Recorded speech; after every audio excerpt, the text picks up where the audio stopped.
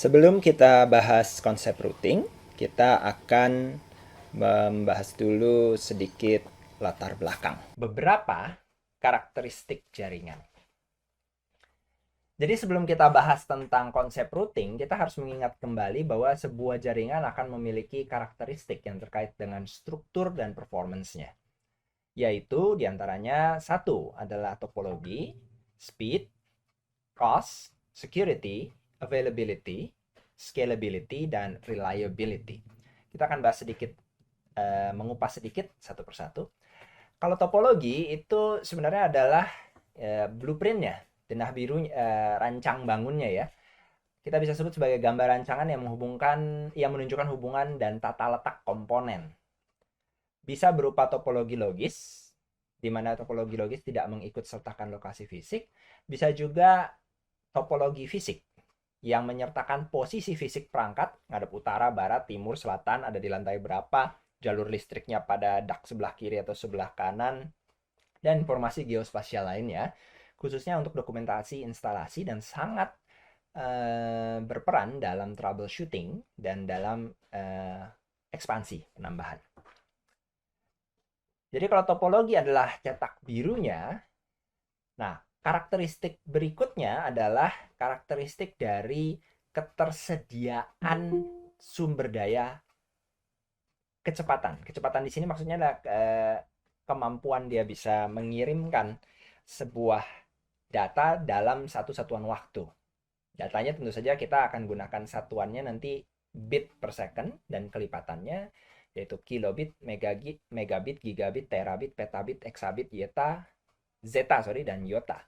Dan seterusnya kalau misalnya masih perlu. Tapi saat ini kita bermain di angka tera, peta, dan exa. Kalau kita bicara di komputer pribadi, mungkin kita bicara hanya di tera, mega, ya, kilo.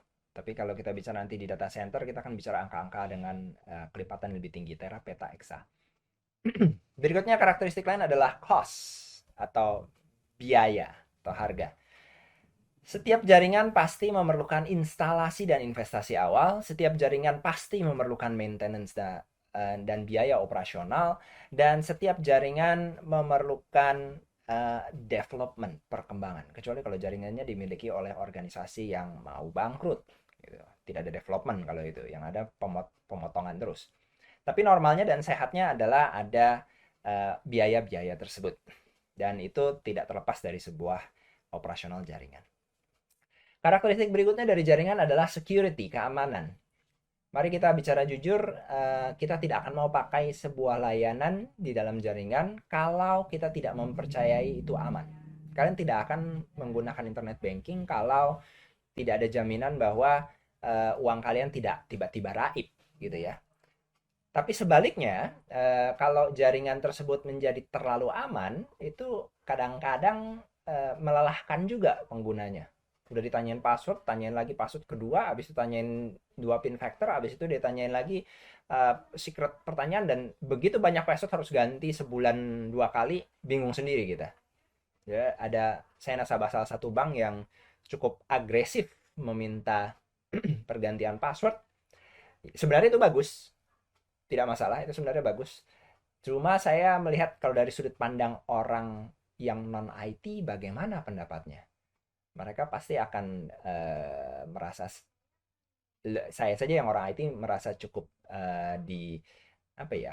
Saya harus menggunakan password manager untuk menyimpan segala macam password itu. Bagaimana kalau bukan orang IT, orang awam biasa yang, nah itu harus dipertimbangkan. Jadi security itu tidak melulu harus benar-benar aman sampai berlapis-lapis sangat kuat, unpenetrable, tapi harus diseimbangkan juga dengan proses bisnis dan kebutuhan organisasinya. Nah, dalam setiap proses update, upgrade, dan ekspansi, nanti aspek security harus selalu dipertimbangkan. Nah, saya akan berikan sedikit contoh kalau kelupaan proses update dan mengakibatkan celah keamanan. Beberapa tahun yang lalu ada kasus di mana banyak rumah sakit terkena ransomware, di mana sistemnya dan datanya dijadikan ransom oleh pihak ketiga, minta tebusan. Ransom itu tebusan ya. Jadi tidak bayar, tidak tidak kembali datamu atau sistemmu terkunci. Nah, sudah seperti itu masalahnya repot kayak seperti itu. Pilihannya cuma dua. Bayar dan itu berarti mengeluarkan banyak uang dan membiayai kejahatan itu berikutnya, atau tidak bayar dan kalian harus siap-siap kehilangan data. Meskipun dengan kondisi backup yang sangat baik dan sempurna, kemungkinan besar adalah ada data yang tetap hilang dan ada biaya yang harus keluar untuk proses restore tadi. Dan kalau di awalnya adalah organisasinya tidak mau memiliki mekanisme security yang baik atau kebijakan keamanan yang baik, biasanya organisasi itu juga tidak memiliki kebijakan untuk backup yang baik dan tidak punya kebijakan untuk disaster recovery plan yang baik. Biasanya seperti itu. Jadi sekali kena ya sudah. Tidak hanya organisasi, perorangan pun bisa kena. Mungkin kalian pernah dengar. Oke, aspek karakteristik berikutnya adalah availability. Sebuah jaringan harus memiliki ketersediaan tinggi, semakin baik. Dan aspek keenam adalah scalability. Scalability adalah kemampuan atau potensi untuk diperluas atau diekspansi. Nah, kalau kita bicara jaringan internet adalah contoh dari skalabilitas yang baik. Karena bisa terus diperluas dan bisa terus diekspansi. Nah, ketujuh adalah reliability. Reliability adalah potensi untuk dapat dipercaya, termasuk sebenarnya ada aspek security juga di situ, tapi tidak hanya security. Artinya sistem ini kalau saya ngirim datanya, datanya nyampe nggak sih gitu ya.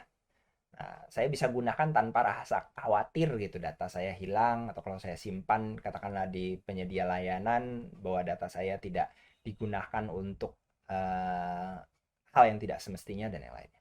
Jadi itulah 7 aspek dari karakteristik jaringan saat ini.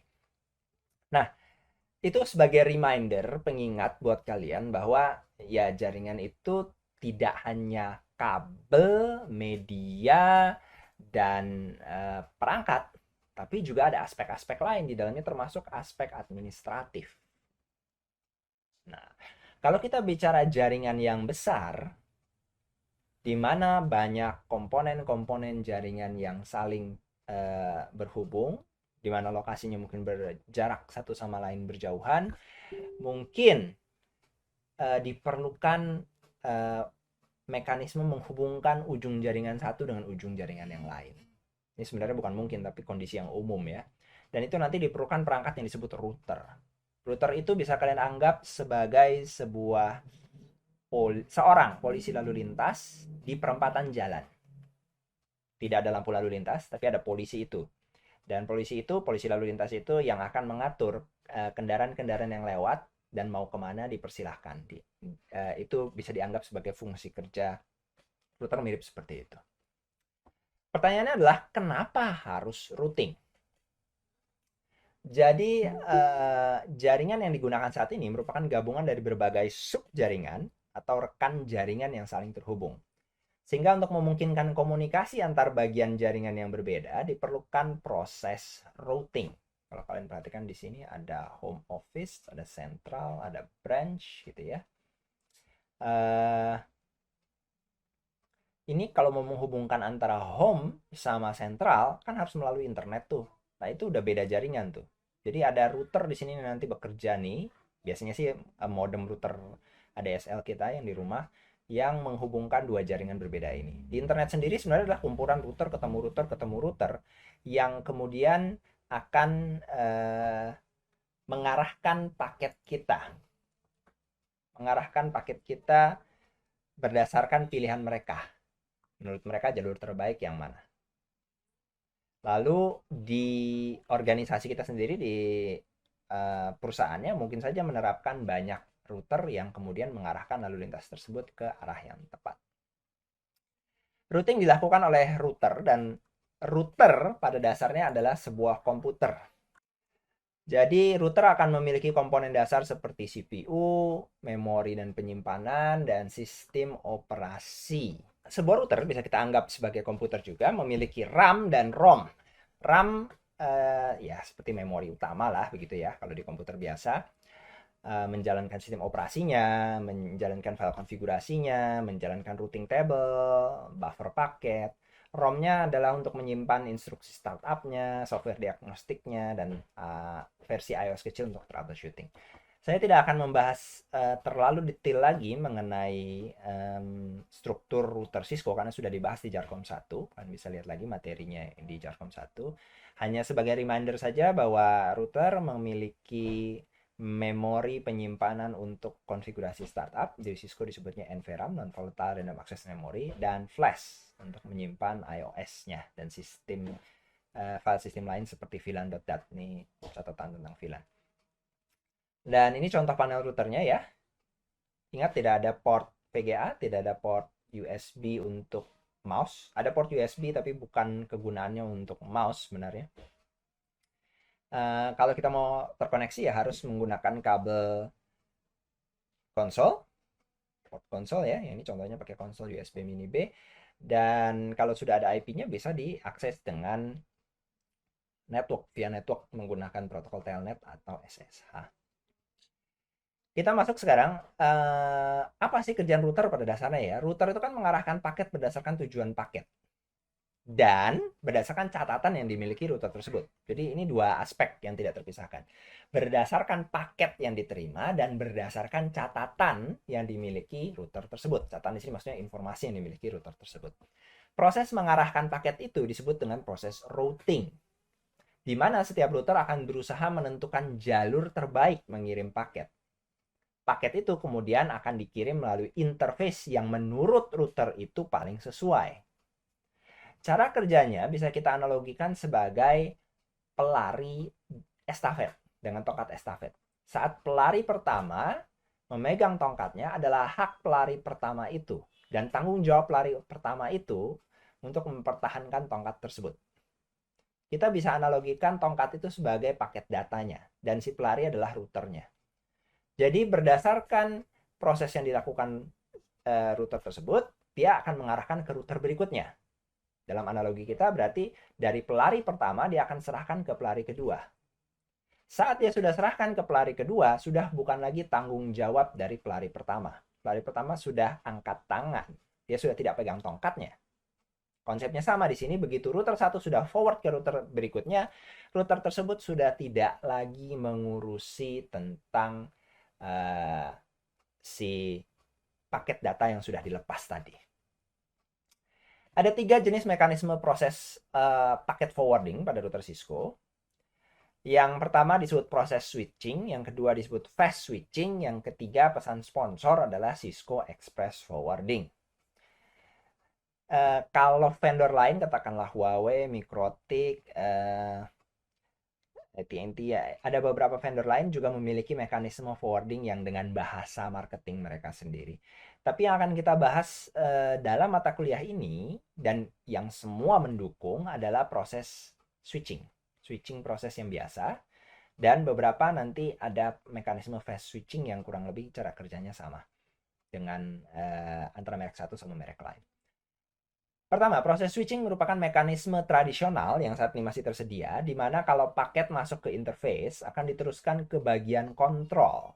Jadi di sini kita akan lihat di diagram ini ada ingress interface. Ingress itu artinya masuk dan ada egress interface. Kalau bahasa Indonesianya egress ya. Sebenarnya bahasa Inggrisnya bacanya egress. Egress interface yang warnanya ungu di sini untuk pintu keluar. Di antara kedua interface ini ada control plane dan data plane. Control plane ini mekanisme penentuan keputusannya. Data plane ini adalah boleh dianggap sebagai semacam ruang tunggu bersama, tapi juga ada mekanisme-mekanisme prosedural yang bisa dilakukan di data plane. Pada model proses switching biasa, maka katakanlah kita terima router yang menerima 5 paket, dia terima paket pertama via data plane, di saat control plane meminta, diproses, diolah oleh CPU, dicari ke routing table gitu ya, ketemu, oh saya harus kirim ke pintu keluar, dikirimlah keluar. Itu paket pertama. Paket kedua, dilakukan lagi proses yang sama. Paket ketiga, dilakukan lagi proses yang sama, dan seterusnya. Sehingga dalam model proses switching ini sangat CPU bound, mengikat kerja CPU. CPU-nya harus bekerja cukup berat untuk melakukan proses routing tadi dan mengarahkan paket masuk ke paket keluar. Router melakukan proses ini untuk setiap paket yang diterima meskipun tujuan dari paket sama dalam sebuah stream, dalam sebuah arus. Khususnya pada protokol IP versi 4. Pada protokol IP versi 6 memang ada sedikit modifikasi di bagian headernya yang memungkinkan menggunakan flow label sehingga routernya sedikit lebih efisien. Nah, proses switching tergolong lamban dan pada jaringan modern untuk beban tinggi jarang diimplementasikan. Tapi proses ini juga merupakan proses yang paling umum ditemukan di setiap router-router kelas menengah dan kecil. Termasuk router-router yang ada di rumah dan kantor kita. Umumnya, kecuali kantornya sangat besar dan punya bandwidth yang cukup tinggi dan lalu lintas yang tinggi sekali, umumnya kita akan menggunakan router-router dengan proses switching ini. Yang kedua adalah model fast switching. Fast switching ini menggunakan switching cage atau memori cepat yang diletakkan di bagian data plane.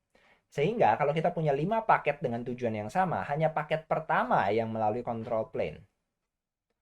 Catatannya kemudian diingat oleh fast forward cage, sehingga paket kedua dan seterusnya bisa langsung diteruskan ke egress interface, tidak membebankan CPU. Nah, perangkat-perangkat router-router yang mendukung fast switching itu biasanya sedikit lebih mahal. Mulai maksudnya harganya mulai mendekati sama yang model lama tapi sedikit lebih mahal. Nah, paket berikutnya yang bertujuan sama akan dikirim ke interface keluar tanpa beban CPU, itu berarti CPU-nya memiliki beban yang lebih ringan. Saya bisa analogikan ini kalau kalian pernah memutar sebuah video di perangkat genggam kalian, di smartphone kalian, kalau kodeknya tidak didukung secara hardware. Katakanlah di smartphone lama, lalu kalian memutar video H264 gitu ya. MP4 kodeknya H264. Dan itu tidak didukung secara hardware decoding, maka berasa panas tuh perangkatnya. Kenapa? Karena itu proses decodingnya dengan CPU. Jadi mirip seperti itu ya. Begitu sudah ada hardware decodingnya, maka mekanisme decodingnya menjadi hardware decoding dan itu tidak membebani CPU. Ya mirip-mirip seperti ini. Perbandingannya kurang lebih memang seperti itu antara proses switching biasa dengan fast switching. Nah, kalau yang ketiga, ini adalah proprietarinya Cisco. Dia meningkatkan kembali kinerja dari fast switching dengan membangun forwarding information base dan table adjacency. Kalau dia sudah membangun table adjacency, maka bisa dikatakan untuk proses forwarding yang biasa, itu dia tidak memerlukan beban CPU yang tinggi. Bahkan kalau dia sudah membangun adjacency sekali di awal, bisa jadi dia tidak melibatkan CPU-nya lagi. Lebih cepat lagi. Baik, saya lanjutkan. Setiap perangkat yang mau mengirimkan paketnya ke jaringan luar, selain jaringan sendiri, harus punya informasi default gateway, pintu keluar. Analoginya adalah default gateway sebuah pintu terakhir yang dapat digunakan jika mau keluar. Kalau kita anggap ini di ruangan, ya berarti keluar dari ruangan tersebut. Ini pintu cadangan terakhir. Kalau pintu cadangan terakhirnya tidak ada, pintu keluar terakhirnya tidak ada, maka terjebak kamu di ruangan tersebut.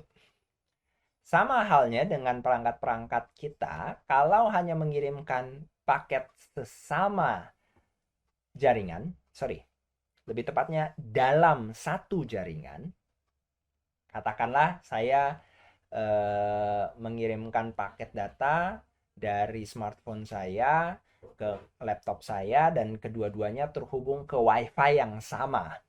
Saya gunakan katakanlah protokol FTP begitu ya. Itu saya tidak memerlukan default gateway pada kedua perangkat tersebut. Kenapa? Karena mereka sejaringan. Tapi begitu paket itu mau dikirim keluar dari jaringannya, maka harus ada informasi default gateway-nya. Kita lihat cara kerjanya dalam ilustrasi berikut. Katakanlah di sini ada topologi singkat, ada PC1, PC2, FTP server. Ini semua sejaringan. Di jaringan 192.168.1.0. Lalu ada interface sebelah kiri dari router 1 dengan IP 192.168.1.1 ini sejaringan semua ya. Jadi kalau saya gambarkan di sini,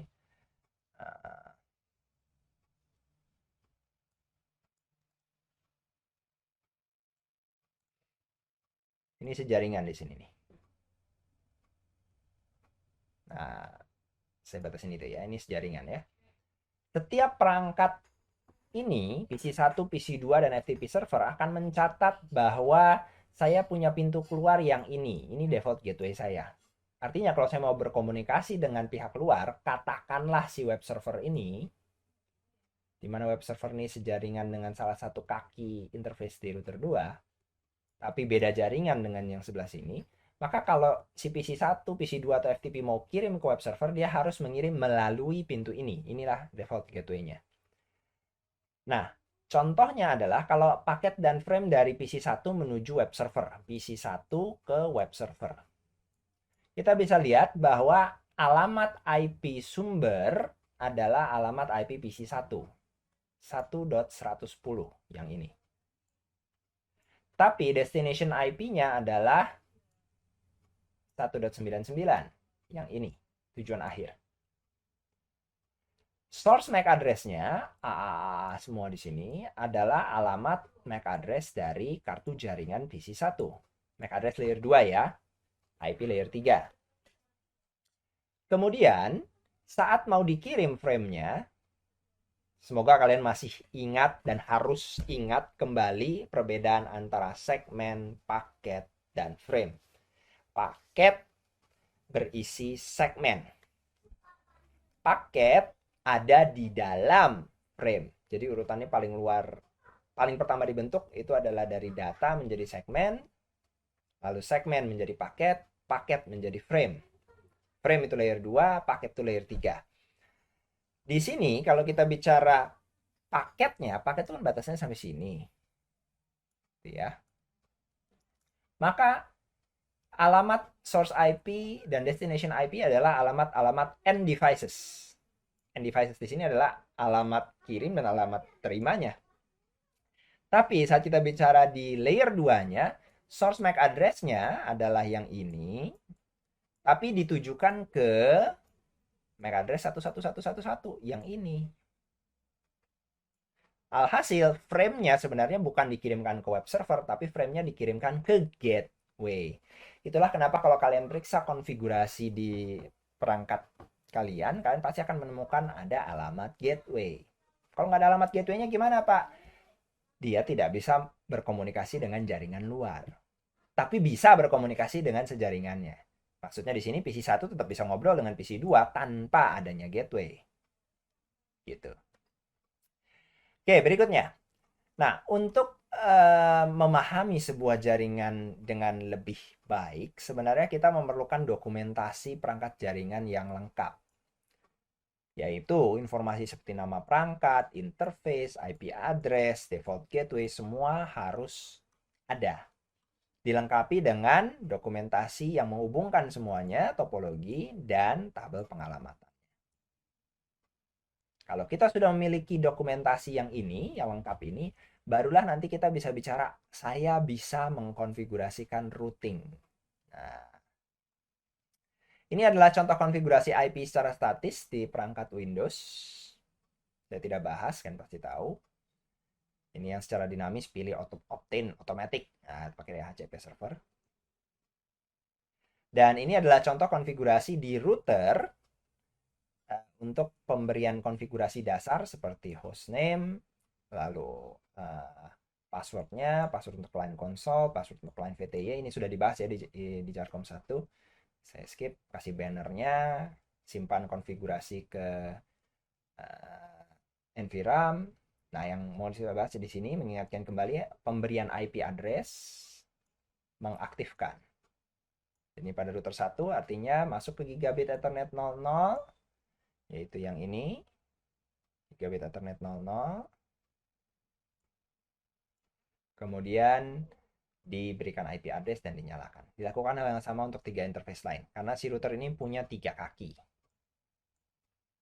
Punya 3 interface, punya 3 kaki. Nah, kalau IP versi 6 bagaimana? Sebenarnya sama aja antara IP versi 4 sama IP versi 6 sih. Nanti kita akan lihat contohnya di IP versi 6. Ini adalah contoh untuk di IP versi 4 masih show IP root-nya ya. Show IP root itu menampilkan routing table-nya. Nanti di routing table-nya ada beberapa kode, saya akan bahas sebentar lagi, yang bisa membedakan ini jaringan terhubung langsung atau remote. Saat ini terdaftar hanya 3 yang terhubung langsung. C itu directly connected. Nah, di IP versi 6 itu seperti ini. Pemberian alamat IP address-nya, IPv6 address, lalu alamat hexa dari IP versi 6 diikuti dengan prefix length-nya. Sebenarnya sama dengan IP versi 4, cuma karena ukuran lebih besar dituliskan dalam hexa. Nah, show IPv6 root, sebentar, kelewatan. Nah, yang ini. Show IPv6 root yang ini akan memberikan gambaran jalur-jalur paket IP versi 6 yang bisa dikirim. Ada 3 juga connectednya di sini. Karena dia juga punya 3 kartu jaringan yang diaktifkan, yaitu ini serial 00, gigabit 00, dan gigabit 01. Oke, nanti bagian praktikumnya bisa kita bahas harusnya dibahas di implementasi Jarkom 2. Filtering outputnya juga. Skip. Nah, saya akan jelaskan dengan kisah perjalanan paket. Jadi, saya akan menceritakan kali ini kasus misalnya dari PC1 mau mengirim ke PC2 yang ada di jaringan nun jauh di sana. Di antaranya ada 3 router, router 1, router 2, dan router 3. Antara router 1 dengan PC1 adalah jaringan Ethernet, Fast Ethernet. Antara router 1 dengan router 2 ada jaringan Fast Ethernet, networknya adalah 2.0. Kalau yang ke PC1 networknya 1.0. Antara router 2 dengan router 3 adalah jaringan point to point, kabel serial. Point to point di sini adalah layer 2-nya ya. Layer 3-nya tetap menggunakan alamat IP jaringan 3.0. Dan antara router 3 ke PC2 langsung itu kembali lagi Fast Ethernet. Dengan jaringannya layer 192.168.4.0. Nah, kita akan lihat saat paketnya baru keluar dari PC1, maka dia akan menyatakan source IP dari 1.10 kepada destination IP 4.10. 4.10 yang ini. 1.10 yang ini.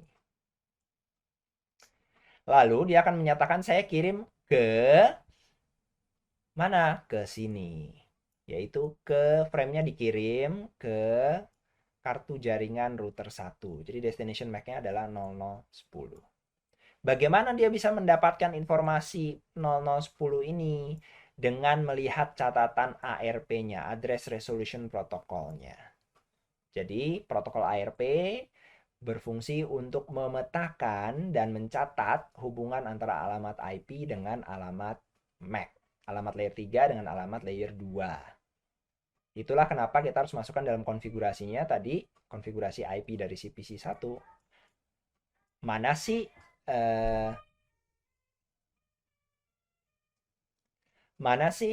alamat IP gateway-nya? Dengan adanya alamat IP gateway, maka dia bisa mencari alamat MAC. Itulah fungsi dari ini, protokol ARP. Jadi alamat MAC yang dipakai bukan alamat MAC PC2 yang ini ya, bukan 0B20, melainkan 0A10. Nah, kemudian router 1 mau forward paket ke PC2. Router 1 forward ke PC2, kan udah diterima di router 1. Router 1 saat dia forward ke PC2, alamat IP source dan alamat IP destination tidak akan berubah. Tetapi router 1 memang harus diberikan, bukan harus diberikan, router 1 akan mengerjakan proses routing. Dia akan melihat, saya harus mengirim sebuah paket ke jaringan 4.10. Jaringan 4.10 ini ada tidak di catatan routing table saya. Maka si router 1 itu akan melihat catatan routing table-nya. Dicari sekuensial satu persatu. 1.10 nggak cocok. 1.0 nggak cocok. 2.0 nggak cocok. 3.0 nggak cocok. 4.0 yang cocok ternyata. Ternyata saya harus ngirim ke sini. 192.168.2.2 dan saya harus kirim melalui interface ini, VS Ethernet 01. Maka dari situ si router 1 kembali mencari ke ke ARP table dia pribadi, si VS Ethernet 01, si IP 192.168.2.2 ini MAC address-nya berapa? Ketemu, oh MAC address-nya adalah 0B31. Maka 0B31 ini yang kemudian diletakkan di destination MAC. Destination MAC dari frame yang mau dikirim ke router 2. Jadi di sini kalian perhatikan source IP, destination IP tidak berubah, tapi destination MAC dan source MAC berubah. Karena ini 0020 udah dari VS Ethernet 01 dari router 1 sendiri. Begitu. Nah, saat si router 2 menerima, dia melihat lagi, prosesnya routing juga, dia cari lagi. Oh, saya terima paket kepada jaringan 192.168.4.0. 4.10 di sini, nanti dia akan melihat jaringan yang cocok adalah 4.0. Oh, ini tidak cocok, ini tidak cocok, ini tidak cocok. Saya cocoknya yang ini. Yang ini berarti saya harus kirim melalui 3.2 di serial 000. Dan karena dia melihat bahwa serial 000 adalah point to point, satu titik pengirim pasti ada di satu titik menerima, maka frame-nya bukan frame Ethernet di sini. Frame yang dipakai, frame serial adalah address-nya satu semua dalam biner. Ya, gitu ya. 0x8f itu. Satu semua dalam biner. Artinya broadcast. Nggak perlu pakai ini juga, alamat MAC pengirim gitu. Nggak perlu. Karena kalau saya ngirim pasti terima di ujung sana. Perhatikan, source IP, destination IP tidak berubah. Lalu router 3 nerima. Router 3 sekali lagi akan melihat paket tadi, paketnya kepada 4.10, saya cari di routing table saya. Tidak cocok, tidak cocok, tidak cocok, cocok. Kalau cocok, maka saya lihat, oh directly connected, terhubung langsung. Kalau terhubung langsung dan saya bisa kirim melalui VS Ethernet 00, maka saya harus cari nih MAC address-nya berapa. Dia cari ke AR package-nya. AR package-nya dicari, ditanya. Hey, 4.10 MAC address-nya berapa ya? Oh, ketemu 0B20. Inilah yang digunakan di sini. Lalu source MAC-nya adalah alamat MAC dari VS Ethernet 00. Diletakkan di sini. Di bagian source MAC. Oke, itu karena dia sejaringan. Jadi ARP bisa bekerja di sejaringan dan kalau itu turunan dari Ethernet. Nah, pada dasarnya routing decision yang dilakukan router akan mengikuti flowchart berikut, yaitu saat paket diterima, setelah paket diterima, maka dia cari kecocokannya di routing table. Jika ditemukan kecocokan pada jaringan terhubung langsung, maka langsung di forward ke subnet lokal. Saat memforward ke subnet lokal, mungkin tadi ada proses ARP tadi, mencari alamat MAC address. Biasanya pada protokol Ethernet. Layer 2 ya, Ethernet ya. Sedangkan ini proses routing decision di layer 3 ya. Berikutnya adalah kalau tidak ada di jaringan terhubung langsung, apakah ada di jaringan remote, jaringan jarak jauh? Saya mengetahui jaringan itu ada tapi tidak terhubung langsung dengan saya, kurang lebih begitu.